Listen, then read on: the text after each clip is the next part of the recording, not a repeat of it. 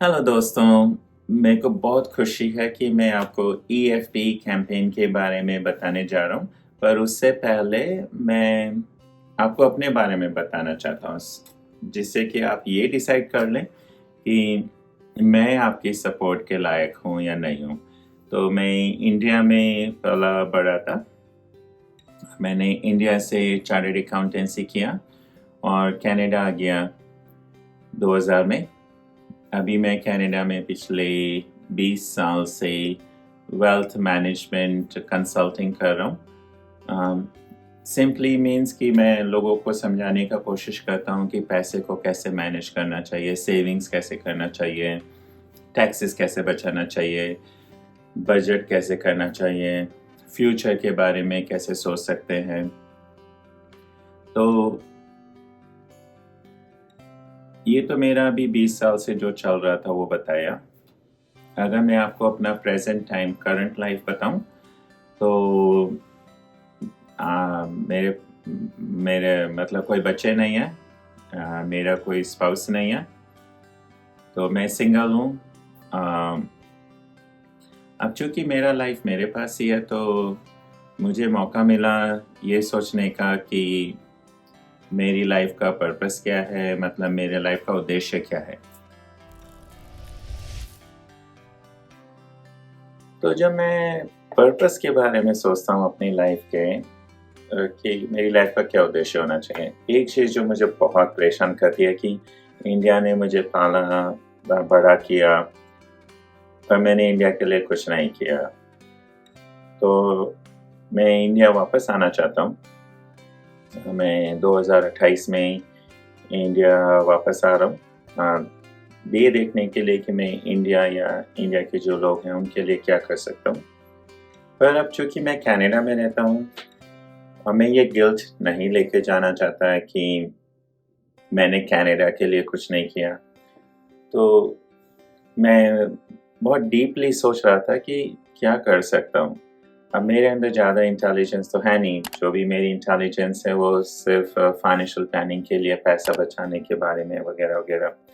तो मुझे लगा कि फाइनेंशियल प्लानिंग से रिलेटेड कुछ करना चाहिए, मतलब पैसे को का मैनेजमेंट कैसे करना चाहिए। और मैंने 20 साल में देखा है कि जब मेरे क्लाइंट्स होते हैं कि किन की लाइफ अच्छी होती है अगर वो पैसा ठीक से बचाएं, ठीक से मैनेज करें, और किन की लाइफ में चैलेंजेस होते हैं जस्ट बिकॉज वो पैसा ठीक से नहीं बचा पाए या उनको पता नहीं था। तो मैं फाइनेंशियल प्लानिंग के लिए अवेयरनेस पैदा करना चाहता हूँ ग्लोबल लेवल पे। फर्मली मेरे को पता है कि फाइनेंशियल प्लानिंग अगर कोई ठीक से करे तो उनका लाइफ बहुत अच्छा हो सकता है। तो मेरा पर्पस यही है कि मैं लोगों के मन में फाइनेंशियल प्लानिंग के प्रति जागरूकता पैदा करूं। I create an awareness in people's mind about financial planning.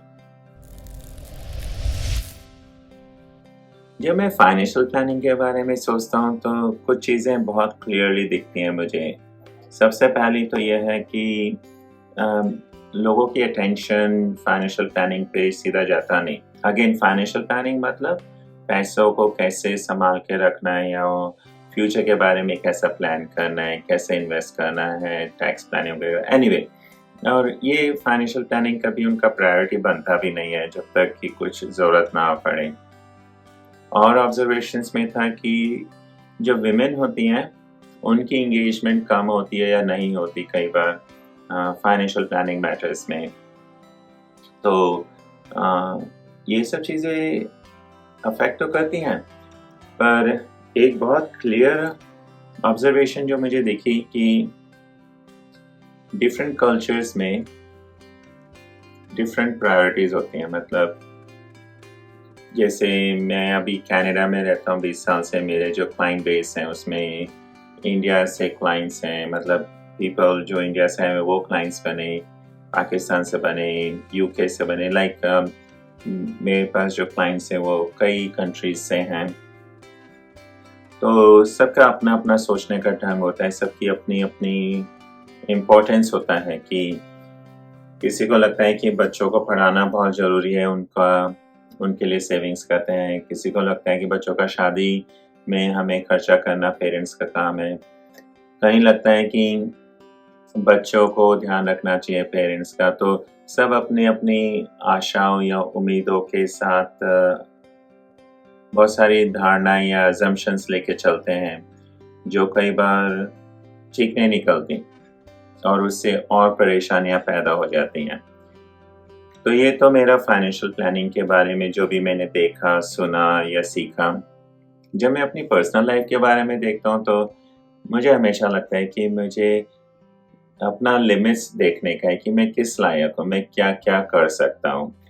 तो बहुत सारी चीज़ें थी जो मैं चुन सकता था अपनी लिमिट्स को टेस्ट करने के लिए।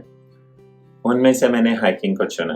हाइकिंग का मतलब कि पहाड़ पे चढ़ना। तो मैंने पहाड़ चढ़ना शुरू किया जब मैं मिड-40s में था। कुछ भी कारण समझ सकते हो। कुछ लोग कहते हैं कि मैं क्रेज़ी हूँ कई जगह पर, जो भी है, पर मैंने पहाड़ चढ़ना शुरू किया, वो मुझे अच्छा लगा। मुझे हाइकिंग अब इतना अच्छा लगता है कि मैं उसको अपनी लाइफ़ का हिस्सा बना के रखना चाहता हूँ। तो ये तो मेरा पर्सनल लाइफ़ हो गया, हाइकिंग। मेरा लाइफ़ का पर्पस, फाइनेंशियल प्लानिंग के बारे में अवेयरनेस। तो जो मुझे लगा कि मैं इन दोनों को कंबाइन कर सकता हूँ बहुत अच्छे ढंग से। तो इसलिए मैंने एक कैंपेन शुरू किया है। उस कैंपेन का नाम है एवरेस्ट फॉर फाइनेंशियल प्लानिंग, कि मैं एवरेस्ट चढ़ रहा हूँ लोगों के मन में फाइनेंशियल प्लानिंग की इम्पोर्टेंस को बढ़ाने के लिए, कि लोगों को पता लगे कि फाइनेंशियल प्लानिंग का क्या इम्पोर्टेंस है। लोग अपने पैसों पे अच्छा ध्यान दें, उन्हें बचाएं, उन्हें संभाल के रखें और अपनी लाइफ अच्छी जिएं, अपनी फैमिलीज़ की लाइफ अच्छी जिएं। मेरा जो EFP कैंपेन है, EFP again Everest for financial planning, इसका जो ऑब्जेक्टिव्स हैं वो बहुत सिंपल हैं। मैं बस लोगों के मन में अवेयरनेस पैदा करना चाहता हूँ, जागरूकता पैदा करना चाहता हूँ कि वो अपने पैसों का ध्यान रखें, अपने पैसों को इन्वेस्ट करें, ना कि उसके साथ गैम्बलिंग करें। मैं नहीं चाहता कि लोग ये सोचें कि मैं अपना पैसा डबल कर सकता हूँ जल्दी से या मतलब क्विकली। अगर आप हाई रिस्क में इन्वेस्ट करते हो तो definitely there is a chance कि हम लूज़ कर लें। हमें डिसिप्लिन करना चाहिए, अपने जो एक अनुशासन बोलते हैं शायद, या अनुशासन होना चाहिए अपना पैसे को इन्वेस्ट करने में, पेशेंस होना चाहिए। तो बहुत सारी चीज़ें हैं जिससे कि हमें मदद मिल सकता है। तो जितना ज़्यादा अवेयरनेस या जागरूकता आएगा लोगों के मन में फाइनेंशियल प्लानिंग के प्रति, उतना ही उनका जो फाइनेंशियल स्ट्रेंथ है वो स्ट्रॉन्ग होगा। और जितना स्ट्रेंथ होता जाएगा, उतना ही अच्छा वो अपना लाइफ जी सकेंगे, उतना ही अच्छा अपने फैमिली को सपोर्ट कर सकेंगे, अपने बच्चों को आगे बढ़ा सकेंगे।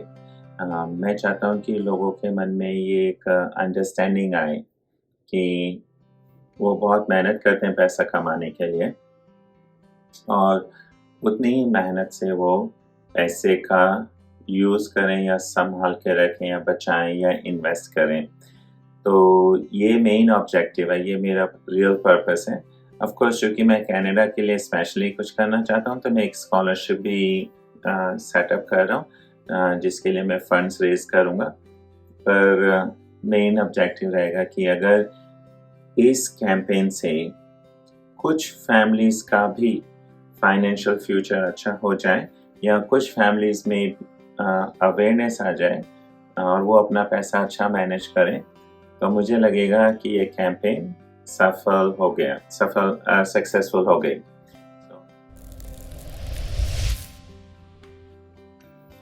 अब सबसे इम्पोर्टेंट बात कि आपसे मैं क्या मदद ले सकता हूँ, आप मेरी मदद कैसे कर सकते हैं?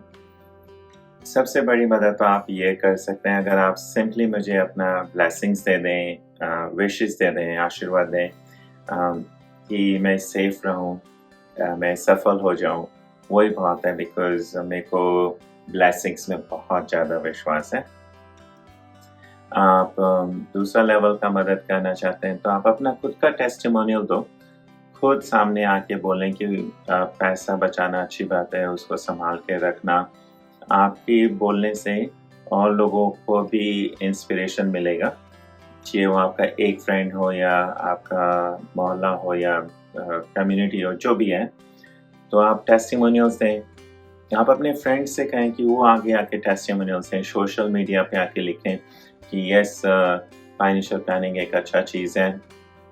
और उसके अलावा आप क्या कर सकते हैं, अगर आप और आगे जाना चाहें तो आप इवेंट्स कर सकते हैं, लोगों को इकट्ठा करके एक डिबेट शुरू कर सकते हैं कि फाइनेंशियल प्लानिंग के क्या फ़ायदे हैं या हम वो लोगों की कैसे मदद कर सकते हैं। तो ये जो कन्वर्सेशन है ना, इस कन्वर्सेशन से लोगों को बहुत सारे आइडियाज़ मिलेंगे। अदरवाइज़ तो लाइफ चलता जाएगा, लोगों का ध्यान नहीं आ पाएगा पैसे के लिए। और मैं चाहता हूँ कि संसार में, वैसे तो द एंटायर वर्ल्ड में, सभी लोग खुश रहें। डेफ़िनेटली हम जितना अच्छा प्लानिंग करेंगे पैसों के साथ, हम उतनी ही अच्छी लाइफ जिएँगे, उतना ही अच्छा फैमिली होगा, उतना अच्छा बच्चों का एजुकेशन होगा, उतना अच्छा हम अपने पेरेंट्स का ध्यान रख सकते हैं। तो हम बहुत सारी चीज़ें अचीव कर सकते हैं, अगर हमने पैसों का ध्यान अच्छी तरह से रखा। तो मैं आपको थैंक यू कहना चाहता हूँ कि आपने मेरा अपना समय लगा कर के मेरा मैसेज सुना। मैं आपको विश करता हूँ कि आप एक बहुत अच्छी, हैप्पी, हेल्थी हेल्थी मतलब क्या होता है मालूम नहीं, but healthy life, happy life and wealthy, खूब सारे पैसे वाली लाइफ जिएँ। Thank you.